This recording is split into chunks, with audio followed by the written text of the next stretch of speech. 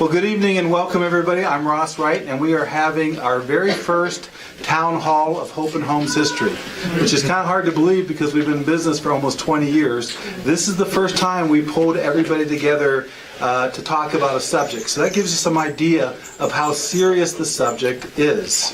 What we're going to be talking about is the Family's First Act. And if you haven't heard anything about it, don't feel bad. Most people haven't. There's a great YouTube not YouTube, but just a blog on the internet that is called While Everyone Was Sleeping, Congress Did Something Wonderful for Kids. You might want to look that up on the internet. And that is the Family's First Act that was passed on the 8th of October. We're going to talk quite a bit about that and how we're going to react to it. Like it says, it's something wonderful to happen to kids, but it has consequences. It has challenges. It does some things that we're happy to see have happen, but they come with some challenges. So we're going to talk about the Family First Act.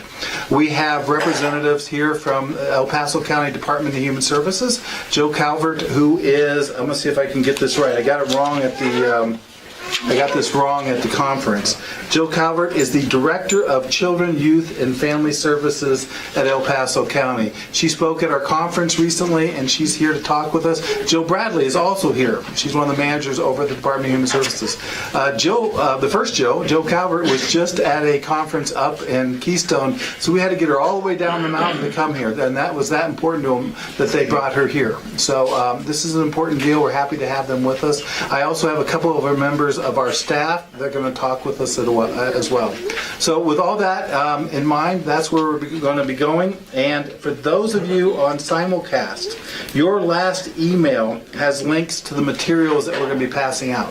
I'll say that again. If you're on simulcast, we're going to be passing out some materials during this town hall, and you can pull those up and download those as well and go along with us. Okay? Well, let's go ahead and get started. Jill, a third Jill. Jill Lewis, can you come up and join us up here? Most of you know Jill Lewis. She's been a foster parent with us for 10 years. She runs many of our support groups. Would you open us up in prayer? Absolutely. Okay. Absolutely. As I was driving here tonight, I just asked the Lord, what is it that He would like y'all to know? And He showed me a door. And I said, well, that's your all's front doors. And He said, tell them to give the kids a key to y'all's front doors. So I want y'all to know that He has directed your path and you're here tonight, and we're thankful for that. And put a key in your hand and get ready for the kids to come into your home. Amen? Amen. All right, let's pray. A man's mind plans his way, but the Lord directs his steps and makes them sure. So Lord, we thank You for the path that You have set each and every one of us on tonight. And Lord, I thank You for the yeses that have been given to You. And Lord, I pray for wisdom, and that each and every person would keep their eyes fixed on You, and that they would not look to the left or to the right, but their eyes would be so fixed on You and what You have, that their yes would be yes and their no's would be no. And God, I just thank You for what You're going to do in this room tonight. Holy Spirit, You are welcome here, and be in our midst. In Jesus' name I pray. Amen. Amen. Amen. Thank you, Jill. Yeah. I'd like to now invite Jackie Thurman up to the front. Jackie is our clinical director, and you also know her as the person that runs most of our support groups and all of our training. So Jackie, if you could come up and say a few words. Yeah, I was asked to do a devotional tonight, which is a little bit different gear than I'm used to. I'm used to teaching development and trauma and grief and loss and attachment and all that good stuff. So when I was asked to do a devotional, I just had to shift gears a little bit. But in the context of tonight's meeting, we're talking about a new era and a new opportunity and a new calling. This is a missional foster care agency. This is not a self-serving agency. You're not self-serving families. You're missional families. And what we're going to talk about tonight will challenge you to get out of your comfort zone. And what came to mind as I was thinking and praying about tonight was Matthew 14. Whenever a lot happens in Matthew 14. First of all, John the Baptist was beheaded, and Jesus' disciples had to go gather him and bury the body, and they had to break the news to Jesus. And so you can imagine this is a relative of Jesus. He's wanting to get away and have some alone time, but the multitudes followed him. And instead of being self-absorbed in his own world and his own grief, he was moved with compassion. And he ended up feeding 5,000 people with 2 fish and 5 loaves of bread. And so this major miracle just occurred. And the disciples are trying to get Jesus, away from the crowd so he can have some time to grieve and some time to be by himself.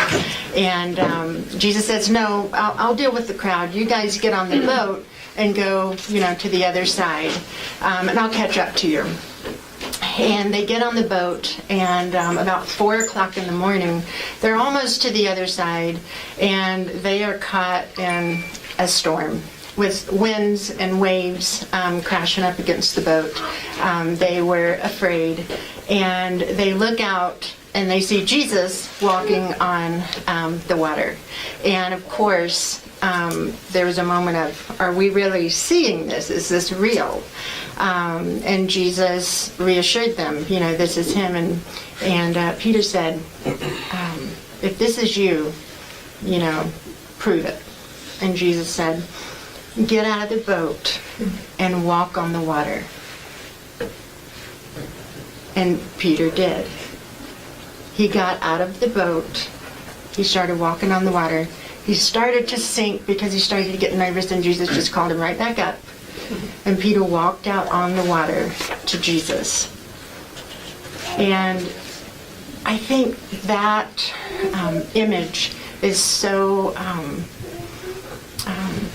real and available to us tonight, because with what we're about to talk about, with the teens who are in congregate care, the teens who are in residential treatment centers, the teens who are not in families, the teens who need families, Jesus is calling us to get out of our comfort zone. He's calling us to get out of the boat and walk towards him and walk on the water and do something that we would normally maybe think is impossible. Do something that normally we might be afraid to do. Do something that normally might not even occur to us to do. And I want to encourage and challenge you tonight to keep that image in your mind as we're talking about this calling and this direction that Hope and Home and El Paso County are going, to get teens into families and to get them a sense of permanency. Teens are just big kids. I mean, they are children. They're not little adults. They're children, and they need all the love and reassurance and security and affirmation and safety that little kids do. But I know that the idea of teens might be a little uncomfortable for some people, especially teens coming out of congregate care. But remember, Jesus called Peter to get out of the boat and to walk on the water, and I believe he's doing the same with us as a whole at Hope and Home. And I know he's calling some of you to do that, to move out of your comfort zone and follow his lead and his calling. All right. I think a big hand for that. Thank you, Jackie. When I think about teens, people always ask me, but aren't they scary? Aren't they intimidating? Aren't they? Yes, all of the above. All kids are terrifying in their own way. Teens are tough. But I have a secret for everybody in the audience. If you have adopted a small child from us, if you have brought an infant, if you have an infant, or if you have a what we call a belly baby, you gave birth to one yourself, guess what? They're all going to be teens one day. So we don't get out of that. And to be absolutely honest, those of you who have been working here at Hope and Home, been foster parents at Hope and Home, and have met the teens at Hope and Home, what we know is they're amazing kids. And they're not really scary. They're awesome kids. And there's something going on right now, as a matter of fact, that's very exciting. Right now, downstairs, there's a child here named David who was here a long time ago, but he couldn't make it in a regular foster home. He went to a group home. And in this project, we're looking to get him out. And so he is literally downstairs playing with Daisha and John and Kalani. And Daisha and John are up here. They're down there with Kalani. And he's taking them for a tour and showing them how to, they were playing basketball outside a few minutes ago. And he's showing them how to be a barista. So we're going forward on this project. We are working hard to get these kids out of congregate care. I kind of got ahead of myself, so let me go back a little bit and tell you guys what the Families First Act is and why it's so important that we be doing what we're doing literally right now downstairs with David. On February 8th of this year, Congress passed the Families First Act. And they did it in a kind of interesting way. As you all know, the government got shut down, and they had to pass a law to get it going again, and they just slipped this law right into it. And the Family First Act was initially brought about, I want to say as much as 10 years ago. Orrin Hatch from Utah was the co-sponsor of this act, and it's bounced around for a long time. It's very controversial, has a lot of issues in it, and most people didn't think it was going to happen because it was so complicated. Well, somehow it got pushed through and is law now. I was up in Alaska last week at the National Indian Child Welfare Act, and the folks from Casey Family Programs were there, and they were talking about this act, and they spent quite a bit of time talking about how it got made an act. It really was a very tricky thing to have happen, and it's kind of an amazing thing that it did. Okay, so what is it? The Family First Act is over 100 pages long and has a lot of complex detail to it, but basically it does three things. First of all, it takes the money that goes to the Department of Human Services and uncouples it from the way that it is currently kind of confined. It's a weird way of saying it, but the current way that money is given to the Department of Human Services is very controlled. Basically, the money goes for foster care and pretty much foster care only. What this act does, first of all, is it frees up some of that money to be used for prevention. And that's a wonderful thing. We all know the story. John Vanderbilt, who used to go around doing a presentation about wraparound care. And I loved his presentation. We paid for him to come here and make a presentation probably 20 years ago. But what he talked about was the story of the woman who lives a very marginal life. She's got 3 kids. She doesn't have any money. She's working in a really tough job, and she's about to lose her job. She has a car that barely works. And one day she goes out to start the car and the battery's dead.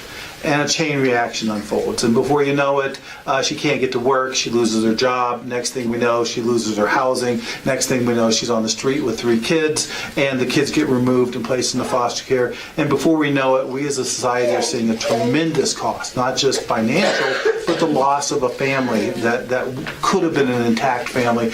Kids are now split up. The mom is in the court system. All of this happened because of a $75 battery. And so what John used to say is we've got to find a way to decouple some of this money, to look at the funding streams and find a way to wrap money around families and do different things at the beginning so kids don't go into foster care that don't need to. Now we all know if a kid is abused, if a kid is severely neglected, those kids got to go into foster care. But there's a lot of kids that maybe they don't. So this money is now going to be available for those kids to keep them out of foster care. And that's a huge hallelujah for me. I think that's a wonderful thing that we're going to see happen.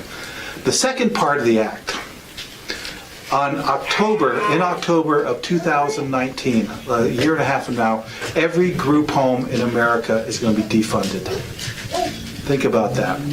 thousands and thousands of children. We have probably 700 to 1,000 kids in Colorado alone that are in group homes.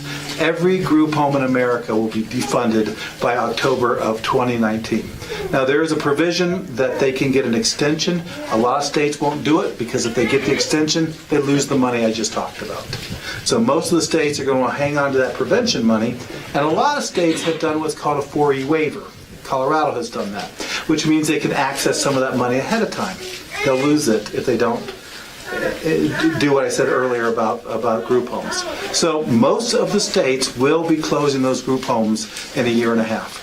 The extension, if they take it, is only 2 years more than that. Any way you look at it, most of the group homes in America, and probably all of them in Colorado, are going to be closed down by October of 2019. The next act, part of the act, the third part, is it severely limits the ability of residential treatment centers, RTCs, to take kids into their facilities. They recognize that kids, when they have a medical need to be there, which is a good thing. But are kids there because there's just no room at the inn anywhere else? Absolutely. Do kids go in there for a legitimate medical reason but don't get out because there's nowhere to go? Absolutely. So what the new law does is it creates panels that have to evaluate kids and specific processes for a kid to get in and specific processes limiting them staying there, and makes it very clear that lack of available resources is not grounds to be in a medical facility. All of these things are amazing things. We're going to get kids out of institutions, something we've all fought for. I know that everyone in this room has had some experience with either a child going into your foster home or knowing a child that's been in a group home. And we know these are not good places for kids. And you know that when you have adopted kids, how much better kids are in families. We know this. So this is a great law. We love the fact that we're going to be limiting residential treatment center. We love the fact that they're going to be getting rid of congregate care. And we love the fact they're going to put more prevention into keeping families together whenever possible. Okay, what's the challenge? I look around the room and there's no one my age. But if there were, you might remember the times back in the 60s and the 50s under Reagan when we deinstitutionalized the mentally ill. We had 490,000 people living in mental hospitals throughout the United States. Colorado State Hospital had 5,000 people. They lived there. If you watch the movie One Flew Over the Cuckoo's Nest, that's what that movie was about. People who lived in psychiatric hospitals, the chronically mentally ill. So under deinstitutionalization, under Reagan, those people were moved out into community mental health centers. The problem was it was done very quickly. It wasn't done with a lot of thought. And so we had 490,000 people that no longer had homes. 100,000 of those ended up in prison. 150,000 of them ended up on the streets. What we're doing right now is making sure that the next wave of deinstitutionalization, because that's what this is, we're deinstitutionalizing hundreds of kids, thousands of kids, and across the United States, maybe as many as 50,000 kids are going to be going out of these institutions in the next year and a half. So as this phase of deinstitutionalization comes to Colorado, we are going to make sure that these kids don't end up in prison and these kids don't end up on the street. And that's our job. As soon as this bill was passed, Dennis, who is our supervisor with the Department of Human Services, that's CDHS in Denver, Dennis came down here. He came down almost immediately and asked for a meeting with me and said, Ross, we have got to do something. And Hope and Home is one of the largest, and we are certainly, in my opinion, the most passionate child placement agency in the state of Colorado. So he came to us first and said, guys, what can we do? Well, we came up with an answer for him. It took us a little bit of time, but we met with him, and we met with Julie Crow, Jill Calvert, Jill Bradley, Matt Haywood, and the folks over at DHS, and we have a couple of proposals. One thing is we're going to start recruiting foster parents like crazy. We just need more foster parents. We always have, but we need even more now. So my first call out to all of you at Hope and Home, all of our Hope and Homies, let's get the word out to our churches. Let's tell the story of Families First Act and what's about to happen. Let's tell them that we have 700 or 800 kids in institutions that need to get out, and let's get people mobilized. Let's get other families to become foster families so we have homes for these kids. Some of these kids can go straight into a foster home. Some of these kids can't. Some of these kids need an intermediary step before they go into a foster home. As a result, Hope and Home has created a brand new project.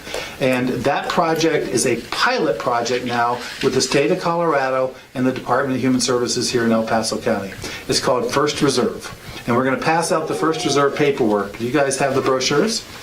Gina's going to pass out the First Reserve paperwork. These are the brochures for our new program.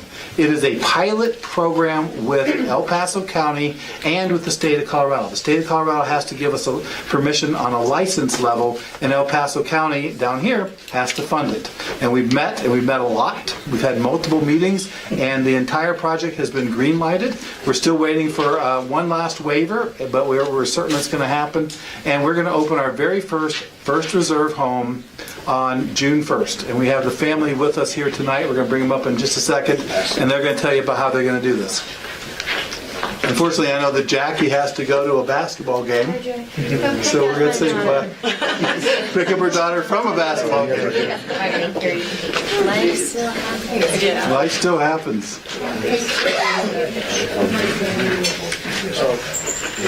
Okay, what is a First Reserve home? This is a pilot project between 3 agencies: El Paso County, Hope and Home, and the state of Colorado. And I want to be really clear, this is a pilot project that we're trying. There are other projects that are going on. I texted back and forth with Lee Osterly over at Kids Crossing. They also have a pilot going on with the state and the county. So we are encouraging all of us to work together to come up with a way to get these kids out of these congregate care homes. So, First Reserve Home is a pilot project. Second of all, it is a hybrid. It is a crossover. It is a foster home, which means it is licensed as a foster home, which means all of the foster homes in this room are eligible to do this under the license that you already have. It is a foster home, but it provides group home level care for group home level kids. I'll say that again. It is a foster home, it is licensed as a foster home, but it provides group home level care for group home level kids. So how do we do that? Well, first of all, we spend more money on it. And the reason we spend more money on it is so that you as foster parents can stay home. Okay? If you've ever wondered, can I be a professional foster parent?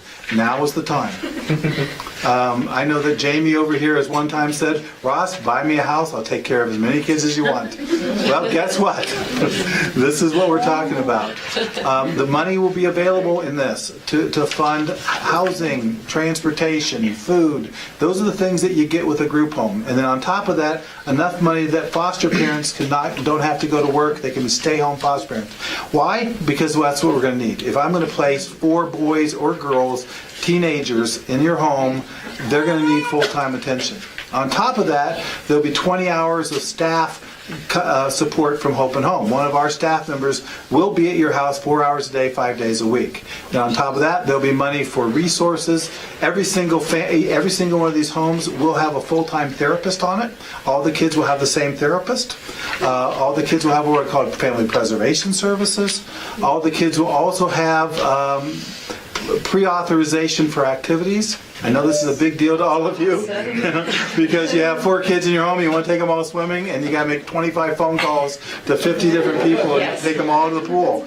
All of these kids will come in with authorizations ahead of time. So we'll have therapists, family pres workers, you'll have Hope and Home staff supporting you, and there'll be enough money that you can hopefully, both of you, stay home and take care of these kids.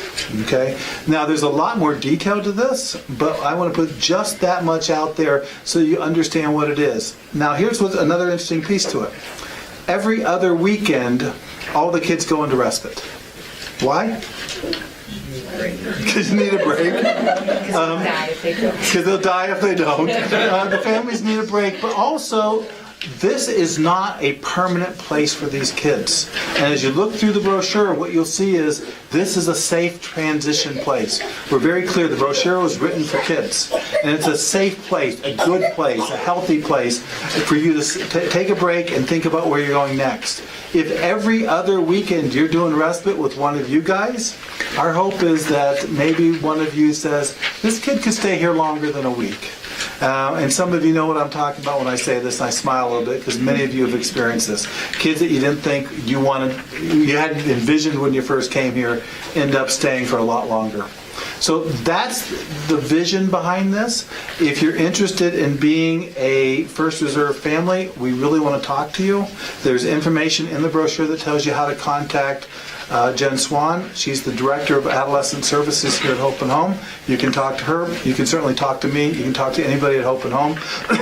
And we'll get you going down that path. We'll also help you understand what exactly that program is.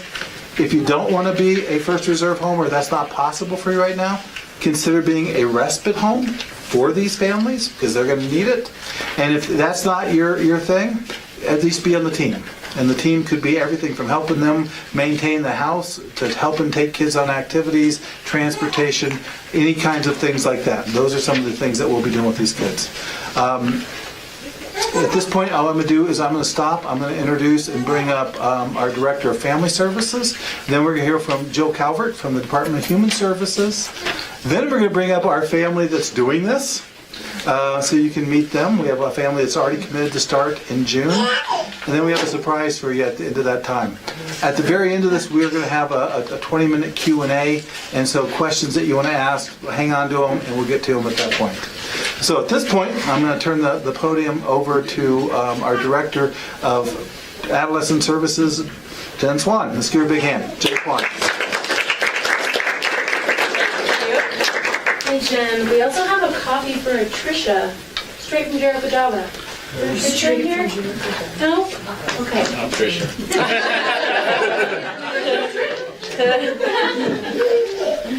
Hi everyone.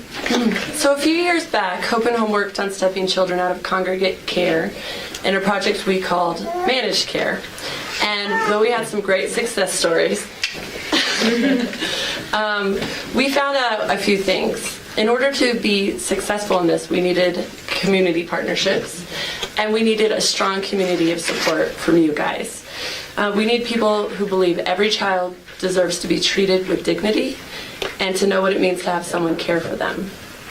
I've been over at DHS the last several weeks, and I love being there, reviewing these kids that are stuck in a higher level of care. Each of the stories represents a heartbreaking struggle. Stories of children who can't fathom a world where someone wants them and that someone can be trusted. And these kids are spiraling into hopelessness. Until these children encounter a loving adult that sees them and has value for them and can show them a world of opportunities awaits them, they'll continue to feel worthless and unlovable. And it's those feelings that give way to the statistics that these kids will end up likely in jail, dead, or homeless. But even more powerful than a statistic is this fact. The Center on the Developing Children at Harvard came to this conclusion. Every child who winds up doing well in life has had at least one stable and committed relationship with a supportive adult. And you guys are here tonight because you are caring adults. And there is power in what you have to offer to these kids. You can change the outcome for the youth that have feel forgotten and alone. We all desire someone to know who we are and to witness our story. And the best part is that you guys get to be the witness. You can witness the resilience and the hope and the change that your role as supportive adults will bring to these kids. I'm personally passionate about this project because in my experience, I've seen kids locked in closets find a forever home. I've seen children that wouldn't speak a word to anyone go on to graduate college. I've seen children that have no idea how to play or laugh or wrestle, do all of those things with their new brothers and sisters. And I also think of my own children and what would happen to them if they ended up in the system, or your children. Would they be made to feel worthless and unlovable? Or would the community rally around them and give them a hope and a future? We're not asking you to be the forever mom and dad for these kids, but we're totally fine with that. That's what you choose. But we would like you to be a bridge to permanency for them, a safe place where they can become part of this community and experience this community and find people that care about them and are passionate about their futures. So I'm glad you're here tonight, and I'm praying that you'll join us. And I'm also pleased to announce Jill Calvert is with us this evening. Jill is the Children, Youth, and Family Services Director at El Paso County Department of Human Services, and Jill brings a strong passion and commitment to the children and families she serves. She's especially passionate about finding permanency for youth and providing them a stable, loving family relationship. Please give a warm welcome to Jill Campbell.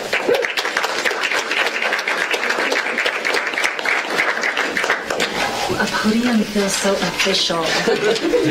So just a little bit about me. I was born and raised in Rifle, Colorado. It's on the western slope. Spent most of my time, high school, moved to Grand Junction, Colorado, and that's pretty much where I have been. I started at the Department of Human Services there. We won't say at what age, but very young, very young. I started there and I worked my way all around. I did supervised visits. I pretty much did everything at the Department of Human Services in Mesa County except for adoptions. I never did do that. And then I kind of had an opportunity to see what else was going on in this profession. I think there's value in sharing what we learn in our own communities and learning what other people are doing in their communities. And I'm not surprised that I ended up in Colorado Springs. It's always been on my mind for some reason, and when this job opened, I just pretty much knew that's where I was going to land if they offered it to me. So I'm really, really happy to be here, and I can tell you I've had a whole career of child welfare. And I still learn something every day, and El Paso teaches me something more than once a day. Like, I learn a lot every day. So that's a little bit about me. My vision for El Paso County Department of Human Services, Children and Youth Family Services is really not my vision. It's this community's vision, and that's what it needs to be. We want all our children in this community to be safe, and we want them all to have a family. And it's just that simple. And I can tell you from where I am and who I am, that does not happen with the Department of Human Services. That happens with all of us together. And so your vision is that, my vision is that, and my hope. I have a mentor and she always says, hope isn't a plan. So my plan is that we do this together, that you tell me what works and what doesn't work, and that we tell you, here's what I need, and you're like, I think I can do that. So I've been calling her Swanee over here. Like, she shows up, I'm like, I need you at these meetings. I need you guys to hear this. I need to hear this. We have managers that need to hear this, and to be able to say, I don't have that right now, but I can get that. And that's really what Hope and Home has done, is we said, Ross, here's what we need. And he's like, oh, pick me. I can do that. I can do that, right? And so we're at the table together, and I want to continue that. I want to make the table bigger and broader, and when you need something, that we're talking about what that is and how we do it, and when we need something, you guys are talking about what that is and how we can do it, and that we do it together. So now I'm going to tell you, the last question was, how can you guys help? I'm going to let you in on a little adolescent secret of teenagers. So I was doing adolescent protection work, and I was pretty new to it. And so with teenagers, you go out and you hear them, and you're like, oh, this is bad. I'm talking to your parents. And then you go talk to the parents, and you're like, oh, you're being bad. So it is, again, it's a team, and everyone has their perspective of how it goes. So I had this one teenager, and she was only 14, and this girl knew the streets. And even though Mesa County isn't as big as here, we're right on I-70, so the streets can be kind of rough. So I am going to find this kid, right? Like, she is the best runner ever.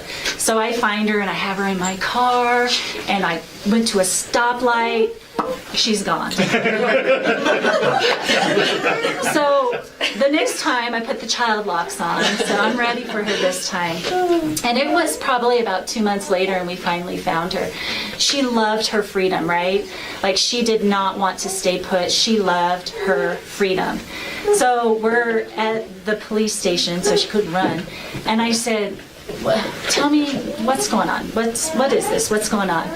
So we're talking for a while. I said, tell me about your mom. And she said, you know, she doesn't care about me. And I said, well, how do you know that? How do you know your mom doesn't care about you? And she said, because she lets me do whatever I want. So when at the very beginning we were talking about the key to your front door, what that does is it's the key to, we have dinner at 6 and I expect you to be here. And we eat together. I notice when you're not here. And when you're out with your friends, you need to call me. And if you don't, then I'm going to be showing up because we care enough to have some boundaries. This kid looked really committed to being free. And what she really wanted was somebody, a family, to say, in our family, in this house, you show up for dinner at 6 and you're in your bed at 10 o'clock and you stay there because I care enough about you for that to happen. And that's the gap that you guys fill. It's really important. So teenagers do one thing, they mean another thing. And when you can figure it out, it is magic. And when she found that, she did not run anymore. And that's all I needed to hear was, this kid doesn't want to be on the street. She wants somebody to care enough to say, you need to be in your bed tonight. I'll be checking. And that's what I think you guys are going to do for us. So I'm excited about the collaboration, and I appreciate that you are too. So thank you.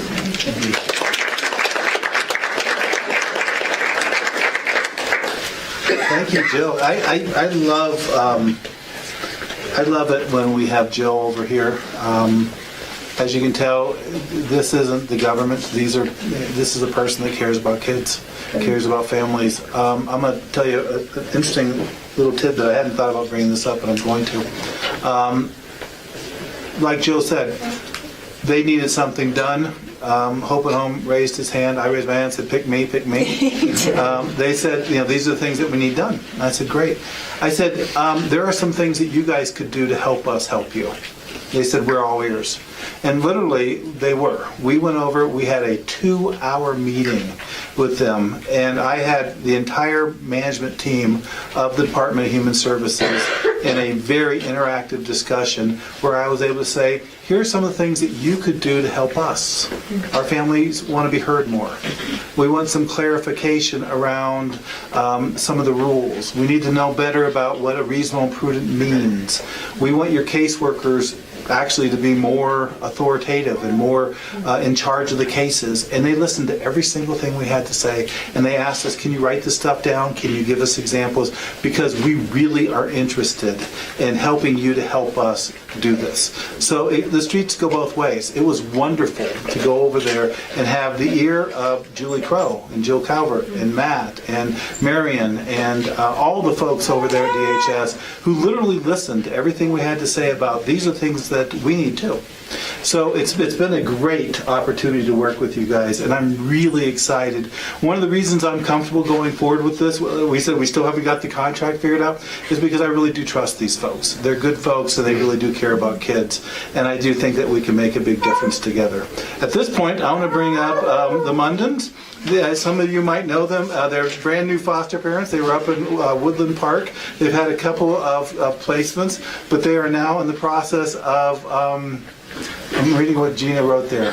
What is that? Program's running late. Program's running late. I'll be quicker in saying this. That was it. For those of you who are simulcasting, you all know Gina. Middle name Mike. Program Brogan. Oh, Brogan's running late. I thought you were telling me I was running late. Okay. So it's the other way around. We need to stall for Brogan. I got it. Okay. Okay, let me back up. Maybe we'll tell a story. Tap dance, a little song and dance. No, let's bring the Mundens up. They are going to be our first guinea pigs. They have their house up for rent and are in the process. We're going to go tomorrow. I'm going to go with them tomorrow and look at a house that we're probably going to put under contract and get rented. And then they're going to open up on June 1st. We've had a really interesting and exhaustive kind of process where Jen Swan and Jackie Thurman and I have been over at DHS 3 hours a day for weeks picking out the first group of kids, and we pretty much have them. And so with no further ado, let's bring the Mundins up. Come on up, guys. You have 1 hour.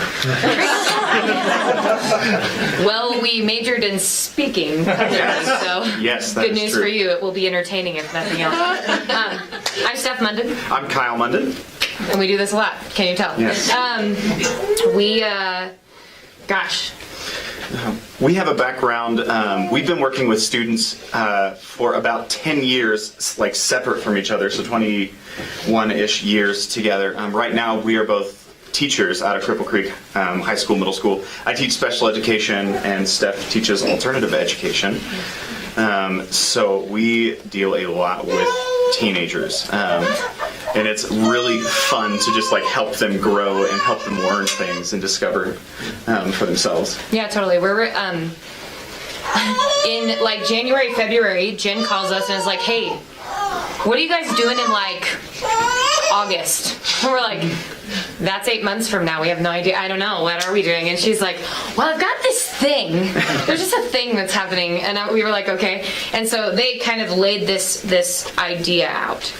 This idea that, yes, you're foster parents right now, but would you be willing to take in 4 teenage boys who you'll get to meet and get to know? They'll only be with you for 2 to 4 months, essentially. And then we want to get them into a home that's more permanent. And we were like, that sounds like our jam. But how? Like, how? And I mean, and we look like we might be in the program because we look like we're in high school. So we're not, though.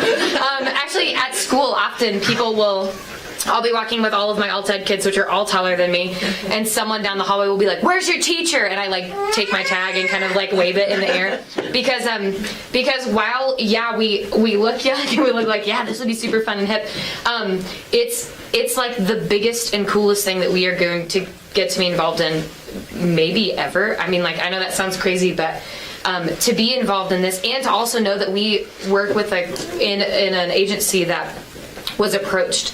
Right? Mm-hmm. It's not just like we said like, "Hey, well, we want a part of that." Like, if you just, I don't know, and like we just got chosen. No. Like, we were approached and they said, "Hey, Hope and Home, we want you guys to do something about this." So we're really honored to be asked, and also we've been able to work with all these fun people, and it's just so much fun. We love it. So I'm sorry, I don't really know. So even talking to Jen and being like, "Hey, what can we be praying for?" And it's like, "Hey, we met this kid," and even when she met David, who Ross was talking about earlier, we were just like, "Dude, this is gonna be awesome. Like, there's no way. Like, is it gonna be hard? Oh yeah. Is it gonna be crazy? Oh, absolutely, right?" So we've started collecting workout equipment in our tiny, let's talk about tiny, Woodland Park home. So we have like a treadmill in one room, we have like a bike in another room. We bought a couple of guitars because we want to teach these kids music, because music heals a lot of things, right? And so it's just kind of an opportunity for us to jump in. We don't have kids of our own, but we have had a couple placements, like he said, and I don't know. So anyway, I think partially we're up here because we're in the brochure. I don't know if you saw, but we're in there. It's kind of weird. It is kind of weird. It is actually really weird. We're like, oh gosh, oh, like, hey, it's us. But really, if there's anything, I think that the most important thing that we can say to you, regardless of our backgrounds and even our faces and names, is that at the end of all of this, nobody's going to know who we are. Mm-hmm. But the kids who are changed from this program will grow up to be people like you guys are, right?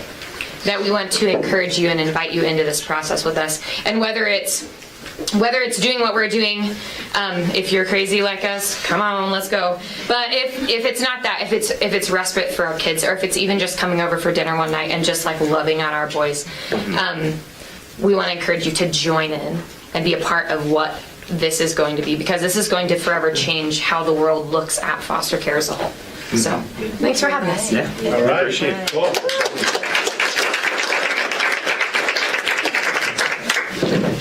what we had planned originally was to end our program tonight with Brogan Lewis, who is a young man who was in foster care for a very long time. Multiple homes, multiple moves, ended up in a group home and really had pretty much given up. And at that point, his caseworker took a kind of a long shot and put him with a woman that we all know, put him with Jordan.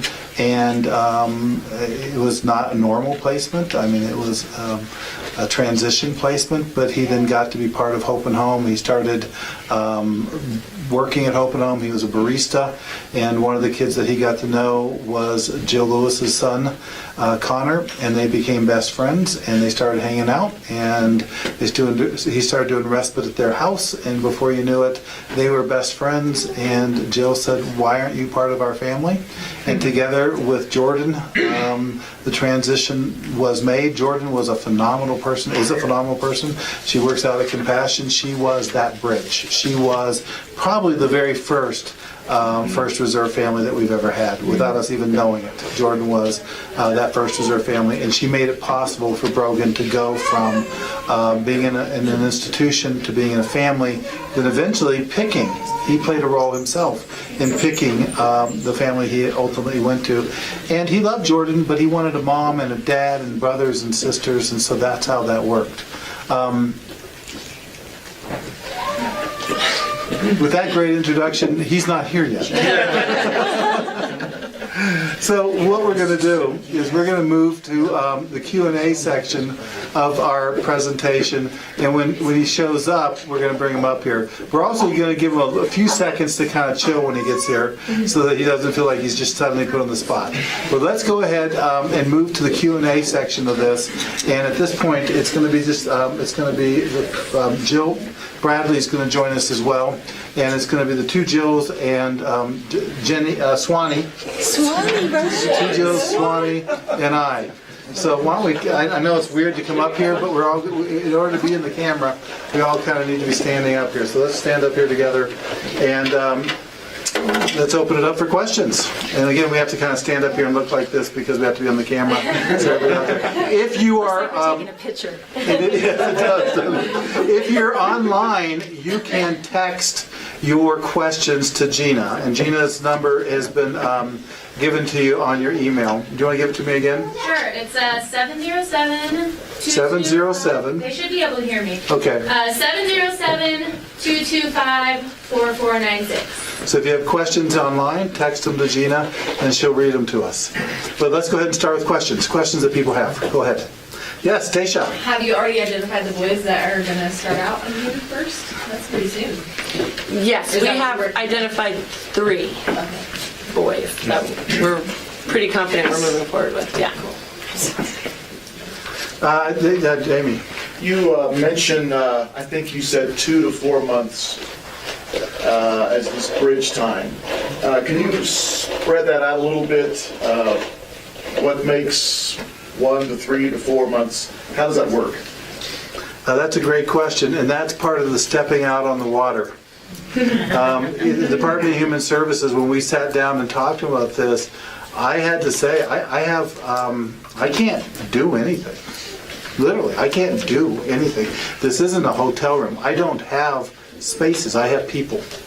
And I can get these kids into the stream, into the community, and they can meet these kids. And I have faith. I have faith because it's worked before. That as our families start doing respite for these kids, that you will see them for who they are, not what's written on a piece of paper. And you may not have a heart for a teen right now, but when one comes into your home, when one shows up at the door with a cup of coffee, we'll start, the magic of Hope and Home will start happening. And what happened with Jules, you know Jules, and Mason, and Kalani, and Brogan. I mean, we've seen how many kids didn't start out with a permanent forever home here, but they just got into our community and it happened. And I'm taking a shot in the dark when I say 2 to 4 months. And I'm just hoping that it happens. I'm stepping out in faith. So the 2 to 4 months has to do with, in that time, people interfacing, connecting with children, and coming to an ideal of a forever home arrangement. Yes. And even some of that conversation, like the example that I gave you about the girl that kept running, she really appeared to be very committed to her freedom. And we're hoping, hope is not a plan, right? Our plan is that while they're in your home, you can start finding what it is that they're really wanting and needing, so that once we know that, we can start finding that, filling that gap, if you will. But it takes a minute for that to happen. It usually doesn't happen in a conversation, though I had been looking for her for a long time. In my mind, we had been having a conversation.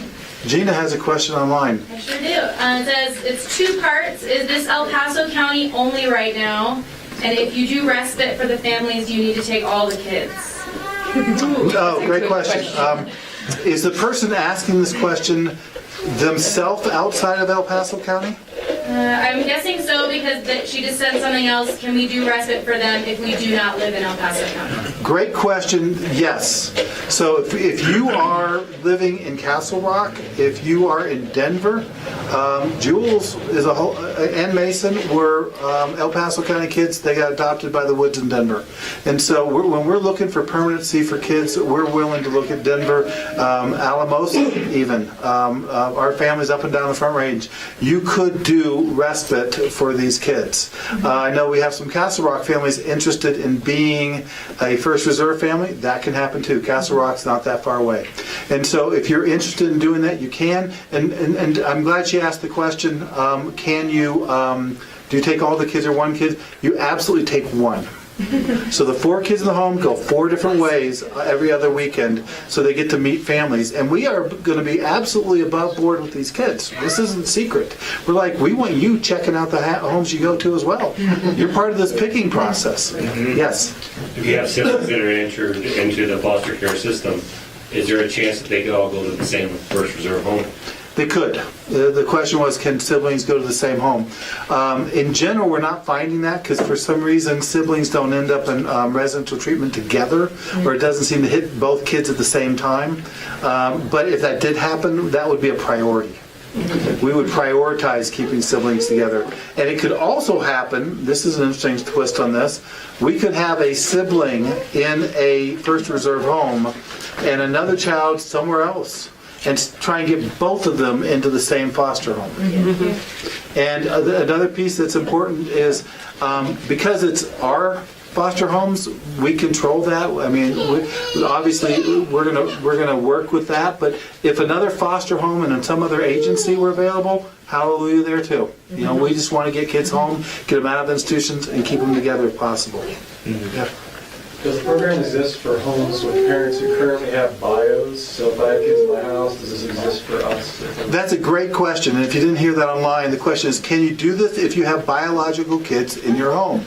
Obviously, the easiest way is the way the Mundens are. They're, kind of abandoning their current home. They're moving into a house, starting from fresh. So that's the best hybrid group home, foster home I've ever heard of. But yes, if it works, it can happen. June Harada and his wife Dorothy are also thinking about doing this. They have 2 kids. If they'll stop taking other kids, you're a go-to in the middle of the night for every kid that comes up. Which, thank you very much. If El Paso stop placing 3 o'clock in the morning kids with you, then we can, But seriously, if you have a couple kids in your home and it works, I mean, the key would be we'd have to have enough bedrooms, and safety becomes an issue. And so we'd have to make sure that everybody works. We're trying not to mix teen boys and teen girls. But yeah, if possible, and we want to talk to, if you're thinking about it, come talk to us and we'll see if it works for your family. Yeah. Another question? Oh, actually, Sean had a question back. How are you planning to get enough respite families for, so we get more homes? I can see that adding up. So your question is, how are you going to get enough respite homes? Thank you. I joke about that, but I'm looking at all of you. Get your friends. Let's talk amongst ourselves. Many of you are here for, you've been called for other reasons. But, every other weekend, or one weekend a month, or one weekend a quarter, could you do it?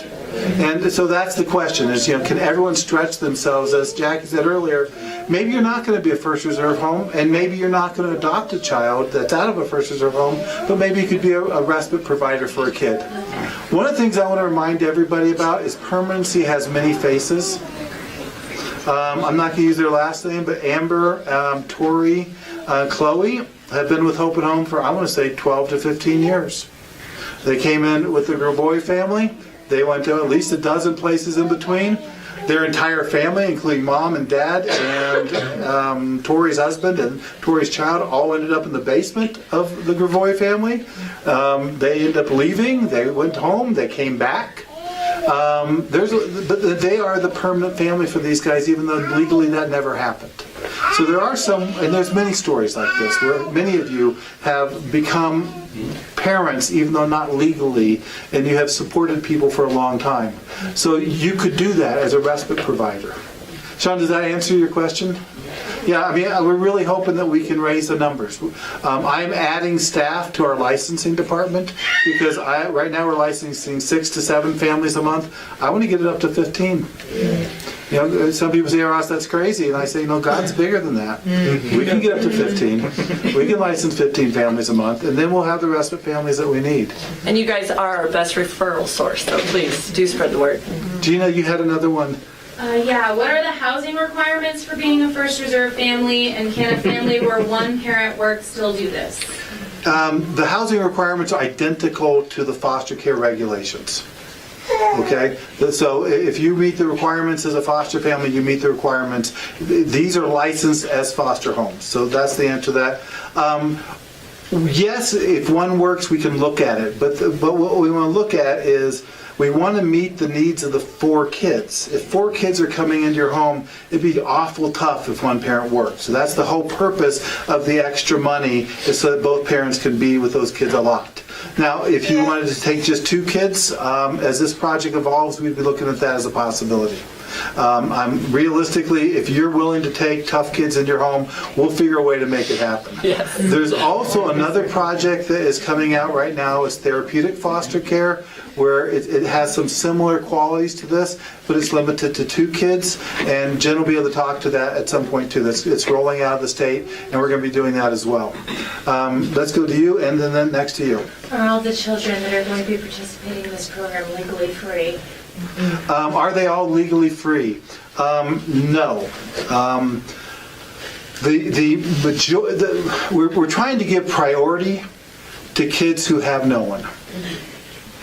We're really trying to prioritize the kid who's got no other option. So in fact, we were meeting today with the department, and they asked that same question because they had some kids that were going other places.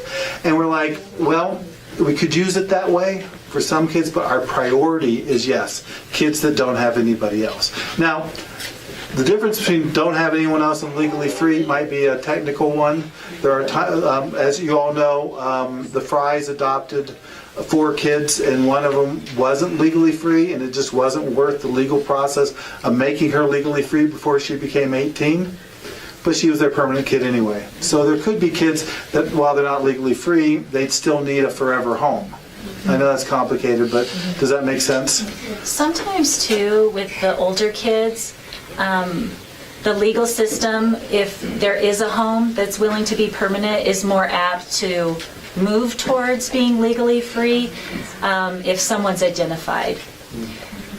Because it's hard if you're 16 and we terminate parental rights and we have nowhere for that child to go. So sometimes if a home is identified, that will happen the next step.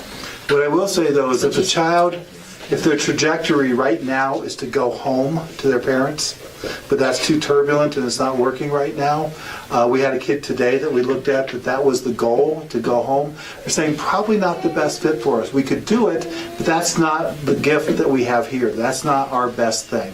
Our best thing is going to be getting them into this community and moving them on this path. But it could happen. But the majority of our kids that are coming to us in the first reserve home have nowhere else to go. You had a question? PTO, I guess, is there going to be off time for these houses? Are they going to have like 2 weeks where they can shut down and do their vacation or whatever. Okay, I want to say this without the Mundans hearing. No. They're on 24/7 for the rest of their lives. Yeah, we have to have PTO. We have to have. You guys will get time off. And that's where this whole community comes into play, is that they will get vacation time, and they will get vacation time, evening time. They got to be able to have a date every once in a while, and so that's part of what we're working with the department on. Okay. Yeah, great question. What about, like, maybe, I don't know if it could even be something to think about, is taking kids on extended trips. I don't, probably not in this scenario. No, I think that's very valid. I think for them, again, because these are mostly going to be kids that are not working on any other permanency plan, and so yes, if they wanted to, and Hope and Home would fund that. Right now, we're still working on a waiver with the state around funding, and our goal is to get as much funding into this as we can.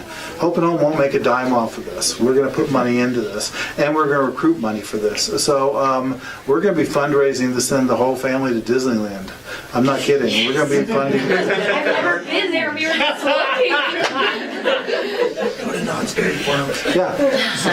We have like a short flyer or something like that, some sort of resource available. You talk about, getting information out of the community. Oh, good idea. If we wanted to get some information from you, take it to our church, say, hey, this is what's going on, a very small version of what you just presented, and then have them have a paper that we could give them so that if they were interested, they could contact you or something like that. The answer is yes. I had not thought about it, but that's a great idea, so we'll develop that. That's a really good idea.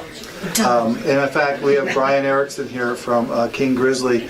We'll probably talk with him. He manages all of our website stuff, about having a spot on the website where people can go and get an informational video on that. So that'll be, yes.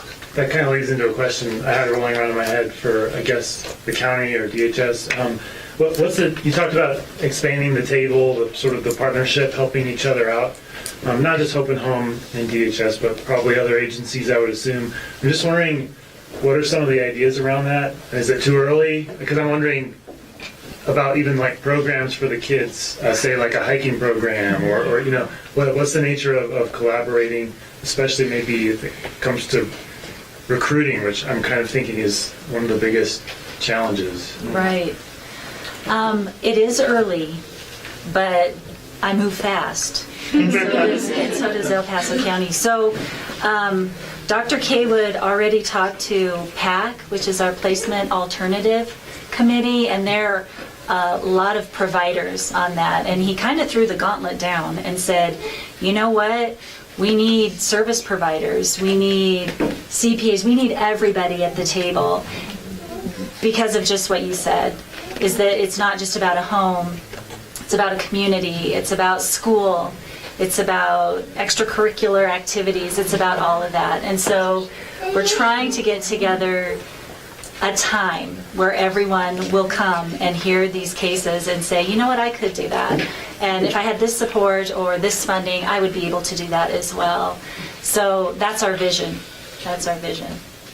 I think, too, the partnership with Hope and Home in El Paso County. Hope and Home's got some great connections already in the community. We do as well. So after, extracurricular activities, different places that provide hiking and rock climbing and things like that, I think together we can leverage those kinds of opportunities so they're available for you all, for the kids. That's what you were asking, more of the coming together. No, I mean, I think it could be really exciting, right? I mean, it could, instead of just making it work, we could actually make it amazing to where the kids just really want to be here because it's fun and awesome and exciting, and we could tie into the entrepreneur programs around here and who knows what, right? Right. Yeah, it's a really good idea. Let's go to Daisha, then over to you. You mentioned school as a thing, and with a lot of these kids that step down, school is so hard. And so is there any talk, especially with the Mundans being educators, any flexibility about school options, and with it being a transitional thing for these kids to change schools when they move into the First Reserve home and then when they move out? Is there any thought about the flexibility of doing like online schools or something while the kids are in a First Reserve home? Right. Especially because yeah, school just can reset so many things. They might be making great progress in the home, and then school brings up all these problems. Right. You know, honestly, I don't know that we've given it a ton of thought, but that doesn't mean that we shouldn't be thinking about it and having ideas, creating those partnerships with the state too, permission, all of that stuff. So really that's how I see, like, when we all get together, it's like, oh, I didn't think of that, good idea. Yeah. Who can help me with that, you know? So yeah, we'll build it together, but You talk about service providers, we have tutors coming in to help them. yeah, it makes a big difference. When I said earlier that when they said to us, do you want to do this? And we said, pick us. And then I said, there's some things you could do to help us. One of the things I said was, it's really hard on us when things aren't well planned. When a kid arrives in a home and there's not much planning, and the services aren't there yet, and the family pres worker isn't there yet, and the therapist takes too long to get on board, and they hurt me. And so what we have been doing for the last month has been these grueling meetings where we are going over and over the names of the kids and all the names, all the therapists they currently have, all the GALs. I mean, you got to be careful what you ask for. I asked for planning, and now I've got, what's the name of the young lady? Katie. Crystal, or they're doing a map. They're doing mapping, and I mean they got. I every time we go to a meeting, there's like 8 people in the room, and one person's on a computer with the monitor up there. The other one's doing the stuff on the board, and they're mapping it, and they're giving me the latest map as I get in there. It's like, again, be careful what you ask for, because they're doing a great job of planning. And what I like about that is kids aren't going to arrive in these homes without a lot of thought. And I think you added a good point that we ought to add school to that list. The partnership, exactly. Yeah. Every morning we meet as managers at 8:30 and we have a whiteboard and we go through all of our kids that are under 12 right now in a high level placement. And we talk about who's done what for which kid and what can we do today that will get them further or closer to permanency. So. And one of the things that happened today is we started our meeting at 10 o'clock. It was interrupted by their meeting, where we heard that just yesterday they placed a kindergartner, 6-year-old kindergartner, into a group home in Denver. And so we're just thinking about, you're kidding me. Broke my heart. We have got to have a home for a kindergartner. Now, as a kindergartner, they got kicked out of school 6 times, but that's our kid. You had a question? My question was exactly what she said. Schooling. Yeah. Because it brings in so much extra when kids are already transitioning and looking to transition further. Yeah, we need to, we'll look more. Yeah. Do you think there's going to be special needs kids that are going to be part of this demographic? These are your kids. What do you think? Yes. Yeah. So, yes, I think so. I think all of our kids have some sort of special needs. Are you talking more physical, developmental stuff, more emotional? All that. Yeah. Yes. I would say probably not so much, we had talked about, not so much our developmentally delayed children as much as emotional delays, lots of trauma. So working with those behaviors, understanding their survival behaviors, why they do what they do. Gina, you have a question online. If both parents stay home, are health benefits available? No. We haven't even thought that. The question was, are health benefits available? It's a great question, and unfortunately, the answer is no in a general sense. I'll tell you what the general sense is. Because of the way this is licensed, these are foster parents, and they're not employees. So Hope and Home's insurance plan, I can't legally give it to someone who's not an employee. So in the state of Colorado, does not allow employees to be foster parents. And so unfortunately, that's a catch-22. What I can tell you is, this is kind of interesting, if both parents stayed home, their income would be zero. I haven't even talked to you about this. Their income would be zero. and I would guess that they'd qualify for whatever our state or Obamacare is with an income of 0. I can also tell you, if you're a stay-home parent with 4 kids and an income of 0, because your foster care money is reimbursement on income, then you would qualify for a head of household and a tax credit that would be fairly substantial. And we haven't talked about that, but there would be an earned income credit for a parent of 4 with an income of 0. So you would qualify for that. My guess is that would work too. So we wouldn't be able to offer it, but my guess is it would be available. We had one more question.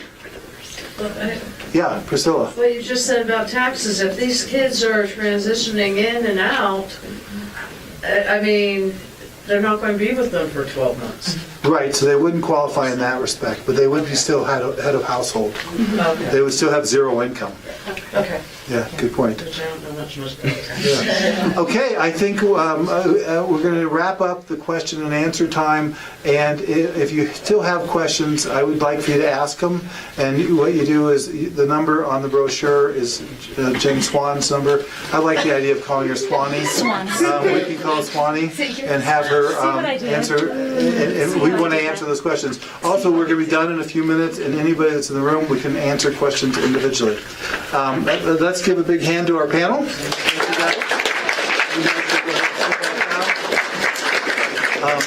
I would like to bring up the star of tonight's program, a young man who I am extraordinarily proud of, and someone who has become actually one of my dear friends. I think of him more than as a foster child. I think of him as a personal friend of mine. And you all know him because on every Thursday night he comes here to Open Home and donates his time to work with new kids coming into the program. And he was in foster care himself. Most of you know his story. He was in a group home. John Hupka took a risk and placed him with Jordan Bridwell. Jordan did a phenomenal job of being, like I said earlier, the very first reserve home. She was the bridge for him to find a permanent family here at Hope and Home, and he was adopted by the Lewises 2 years ago? 3 years ago? 3 years ago. It just seems like yesterday. And I have asked him to come up and just say a few words of inspiration and remind us why we're doing this. Let's give a big hand of applause to Brogan Lewis.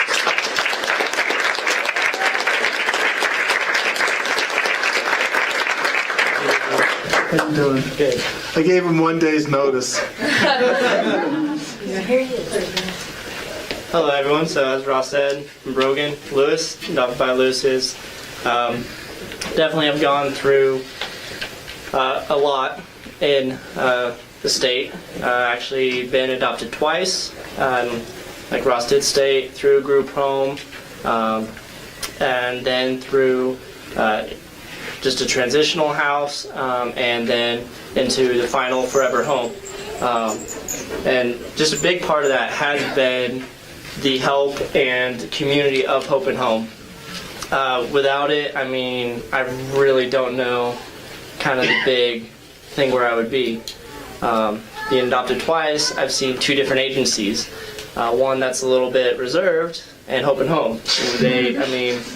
They throw you in the mix and make everyone feel like family. So I'm really looking forward to joining Hope and Home and DHS on this project, just because so many of their other projects have been such an amazing thing for me to really get to know other kids in Hope and Home, other families, and other volunteers, and just get to build a big family here.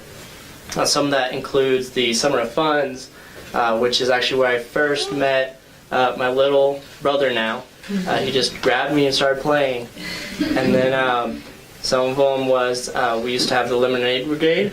We'll hopefully bring that one back, but we'll see. That one, everyone comes out, we have some barbecue, we play board games, lawn games, have a big run, a walk, just have fun. Maybe you'll see some pictures of me wearing the big lemon. That's fun. What are some other events? Just the teens downstairs. Jericho Java, if you saw them coming in. It's the coffee shop down there. A lot of that is to help teens kind of cooperate with each other, build kind of some work skills, being able to work together, sometimes it gets hectic, so we're working with busyness, and then just kind of just helping out with customer service, talking to families. And it just gives them something to do, something to feel a part of Hope and Home and be proud of. That's really what I've loved the most about any of these programs that Hope and Home has come up with is, they don't just say, oh, we need adult volunteers, we need this. They say, hey, kids, you want to do something? They have a lot of the kids run a lot of the game booths and stuff. So it's just been really awesome to just be part of Hope and Home and just become part of their family and just be supportive in any of their projects and stuff. And so I'm really excited to move forward with all this. I think that's it. Okay. Really excited to have you. Guys, that's it. We're going to end now. It's a little warm in here, so we'll open up some windows, and we still have some food, and we're going to end, and we'll be available. Jill and Jill are going to hang out here for a little bit and answer specific questions you have. Again, what we're calling you to do is to support this project and either become a First Reserve family, support one, be a respite family, and more than anything else, just get the word out to everybody that this is happening. We're going to have literally 500, 1,000 kids that need homes between now and 18 months, and we need to find them. We need to be them. We need to stretch ourselves, and we need to make sure these kids don't end up in the street. Let's pray our way out of here. Heavenly Father, we thank you for this opportunity. We see it as an opportunity. We realize it's a challenge, but we know that when you put challenges in front of us, God, they're truly opportunities. We know that when the government needs our help, when the government runs up against hard walls and barriers and boundaries, that they need for the nonprofits, the charities, to come alongside them and make things happen. We know that the government can do a lot. They can regulate, they can do their rules, but they're not families. We're families. And God, you called each and every one of us to be part of this ministry, and we're answering that call. We know that this is outside of our comfort zone, but God calls us to get outside that comfort zone. As Jackie said earlier, just imagine what it was like to step out of that boat onto the water. It's tough. It's tough to do something that you hadn't thought about even 5 minutes before, but we can do it. And we know that through you, God, we have strength that we can't even imagine. We know that through you, all things are capable. And we know that we can do this. We know these kids can be taken care of. We know that we can find the homes for them. And we know that we can make the changes in their lives so that they, too, just like Brogan, can go from being in an institution, feeling like nobody's out there, to having a full, rich family of people that love him. So that's what we're doing, Lord, and we're doing it for you, and we're doing it in your time, in your calling, and we just thank you for calling us. And we just pray for all of this in Jesus' name. And everybody said? Amen. Amen. Thank you, guys. We're done. We're going to stay up here for a little while and answer specific questions. The Mundans are also going to stay around, right? Okay, thank you.